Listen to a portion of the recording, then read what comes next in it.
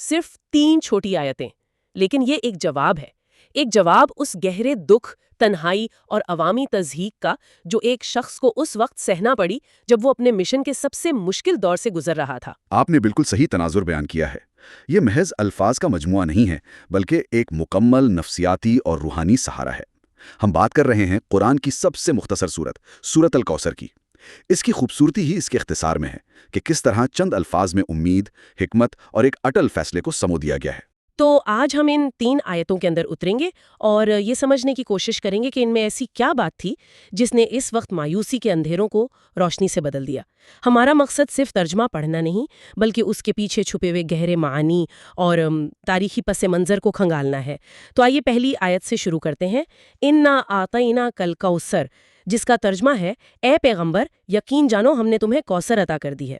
مجھے اس آیت میں سب سے پہلے جو چیز متاثر کرتی ہے وہ اس کا لہجہ ہے، بہت پرزور اور یقینی ہے۔ جی، یقین جانو ہم نے تمہیں عطا کر دی ہے، یہ کوئی معمولی بات نہیں کہی جا رہی۔ آپ نے اس کے لہجے کی بات کی اور یہ بہت اہم نکتہ ہے۔ دیکھیں، عربی میں آیت انا سے شروع ہوتی ہے۔ یہ صرف ہم نہیں ہے بلکہ یقیناً ہم ہے۔ اس میں شدید تاکید پائی جاتی ہے۔ یہ انداز اس لیے اپنایا گیا کہ بات سننے والے کے دل میں پوری قوت سے اتر جائے، شک کی کوئی گنجائش ہی نہ رہے۔ اچھا، یہ ایک ایسی خبر ہے جو تمام بری خبروں پر بھاری ہے۔ اور پھر وہ لفظ آتا ہے جس پر پوری سورت کا نام ہے، الکوثر۔ ترجمے میں صرف کوثر ہی لکھا گیا ہے۔ اس کا عام مطلب تو خیر کثیر یا بے انتہا بھلائی بتایا جاتا ہے، جو اپنے آپ میں بہت وسیع ہے۔ لیکن کیا یہ اتنا ہی ہے یا اس کے کچھ اور گہرے معنی بھی ہیں؟ یہ سوال یہ سورت کی روح ہے۔ کوثر ایک سمندر ہے۔ مفسرین نے اس کے کئی گہرے معنی بیان کیے ہیں۔ ایک تشریح کے مطابق یہ جنت کی ایک نہر کا نام ہے، جو اس دنیا کی مشقتوں اور پیاس کے بدلے میں ایک عظیم انعام کے طور پر دی جائے گی۔ یہ ایک تسلی ہے کہ دنیا کی تکلیفیں عارضی ہیں اور آگے ایک بہترین ٹھکانہ ہے۔ تو ایک مطلب تو آخرت کے انعام کا ہو گیا۔ جی، لیکن ایک دوسری تشریح اسے اسی دنیا سے جوڑتی ہے۔ کچھ علماء کے نزدیک کوثر سے مراد پیغمبر کی وہ کثیر امت ہے جو قیامت تک ان کی پیروی کرے گی اور ان کا نام زندہ رکھے گی۔ اور ایک بہت ہی خوبصورت اور گہری تشریح یہ ہے کہ کوثر سے مراد خود قرآن ہے۔ اچھا، حکمت اور بھلائی کا ایک ایسا لامحدود خزانہ جو کبھی ختم نہیں ہو سکتا۔ تو آپ دیکھیں، یہ ایک لفظ کئی جہانوں کو اپنے اندر سمیٹ لیتا ہے۔ آخرت کا انعام، دنیا میں نام کی بقا اور علم و حکمت کی لازوال دولت۔ یہ تو واقعی حیران کن ہے۔ یعنی جب خدا کہہ رہا ہے کہ ہم نے تمہیں کوثر عطا کر دی ہے، تو وہ ایک ہی وقت میں کئی سطحوں پر تسلی دے رہا ہے۔ اور اس میں ایک اور بات جو مجھے بہت دلچسپ لگتی ہے وہ ہے اس کا زمانہ۔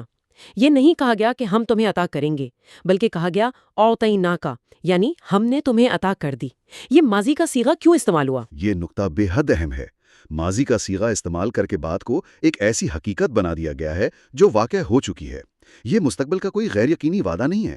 گویا اللہ کہہ رہا ہے کہ تم جن مشکل حالات سے گزر رہے ہو، اس سے قطع نظر ہماری طرف سے خیر کثیر کا فیصلہ ہو چکا ہے اور وہ تمہیں مل چکی ہے۔ تمہیں شاید ابھی نظر نہ آ رہی ہو، لیکن یہ ایک طے شدہ حقیقت ہے۔ بالکل، یہ ایک ایسا چیک ہے جو پہلے ہی کیش ہو چکا ہے۔ اس سے زیادہ پرزور تسلی اور کیا ہو سکتی ہے؟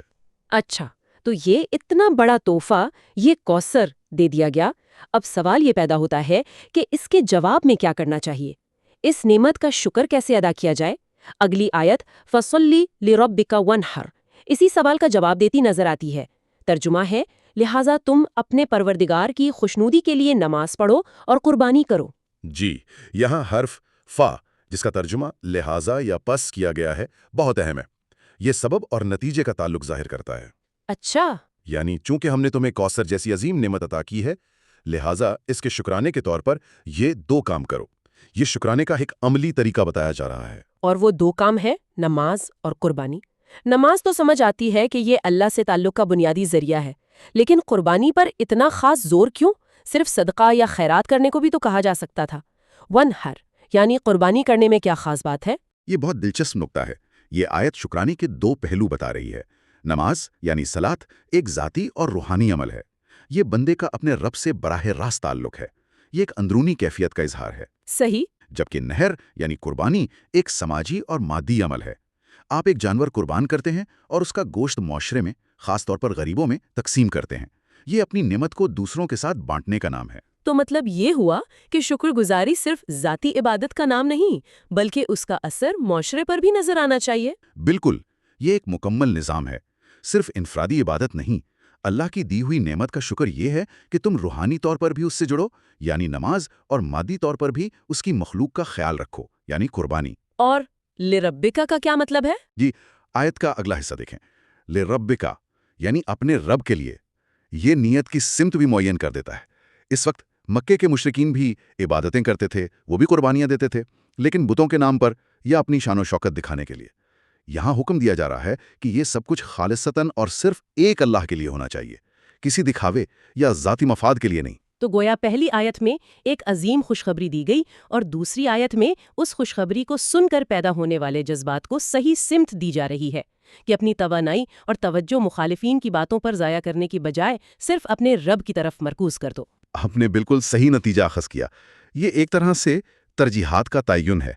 جب انسان کو یہ یقین ہو جائے کہ اسے کائنات کے مالک کی طرف سے کوثر مل چکا ہے تو پھر دنیا کی چھوٹی موٹی باتیں اور لوگوں کے تانے بے معنی ہو جاتے ہیں. اس کا واحد مقصد اس عطا کرنے والے کی خوشنودی حاصل کرنا رہ جاتا ہے. آپ تک کی گفتگو تو بہت مثبت اور حوصلہ افزا رہی ہے. ایک عظیم تحفہ اور اس پر شکر گزاری کا ایک جامع طریقہ. لیکن جیسا کہ ہم نے شروع میں بات کی، یہ صورت ایک خاص ماحول میں اتری تھی جو بہت مخالفانہ تھا. آخری آیت براہ راست اسی ماحول سے متعلق ہے. ان شانیہ کا هو الابتر. ترجمہ ہے، یقین جانو تمہارا دشمنی وہ ہے جس کی جڑ کٹی ہوئی ہے. یہ ایک بہت ہی طاقتور اور فیصلہ کن بیان ہے. جی، یہ ایک فیصلہ کن اعلان ہے اور اس کو سمجھنے کے لیے اس کے پس منظر کو جاننا ضروری ہے. لفظ ابتر کا ترجمہ جس کی جڑ کٹی ہوئی ہے کیا گیا ہے. یہ اس وقت کے عرب معاشرے میں ایک بہت سنگین تانا تھا. یہ جڑ کٹی ہوئی والی بات یہ صرف ایک عام سی گالی نہیں تھی، ہے نا؟ اس کے پیچھے ایک خاص تکلیف دہ پس منظر تھا. بالکل. اس وقت کے قبائلی معاشرے میں بیٹے کو نسل کا تسلسل اور نام کو باقی رکھنے والا سمجھا جاتا تھا.